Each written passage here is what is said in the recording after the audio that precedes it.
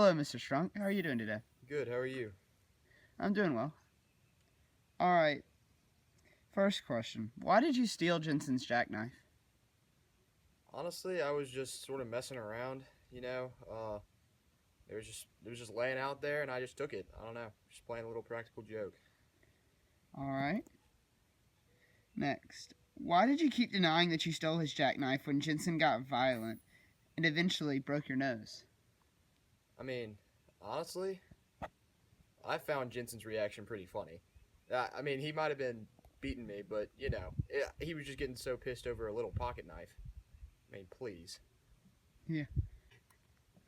Did you want revenge after Mr. Jensen broke your nose? I mean, not really, no. He broke my nose, and rightfully so, really.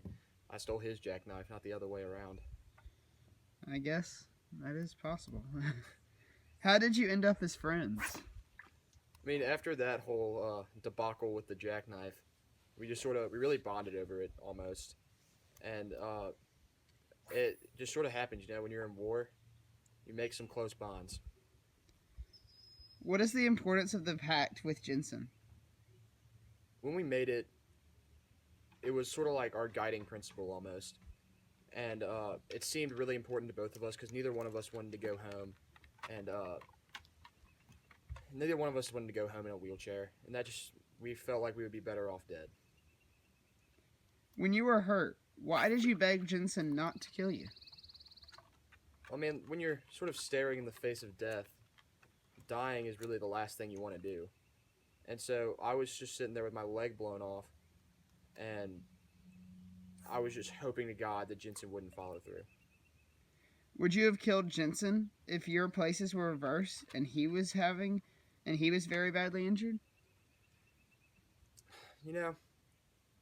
I would like to think I would have, but in the end, I don't think I could have brought myself to do it. Jensen was just such a close friend that it just wouldn't have been possible for me. Understandable. Well, thank you for your time, Mr. Strunk, today. Thank you.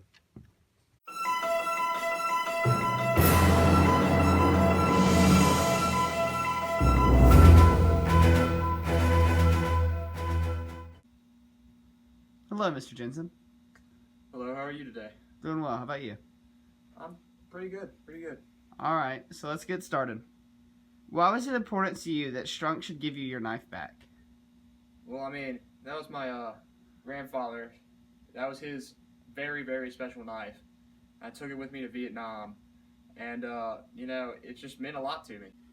Do you regret breaking Strunk's nose? Yeah, I would say, obviously, a lot. I just sort of felt bad. It was just a knife, really, and it wasn't necessary to get in that big of a fight, and just my emotions sort of took control of me there for a minute.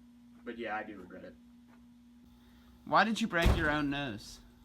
I broke my own nose because of the guilt I felt just over something as petty as a pocket knife, really. I didn't really feel like I needed to take it that far, as well as I really thought Strunk was going to come back and get me, either ambush me, maybe even kill me, but as I found out that he probably was not going to do that. But yeah, that's why I really broke my own nose. What is the importance of your pact with Strunk? It was really important to the both of us because, being like in our early 20s,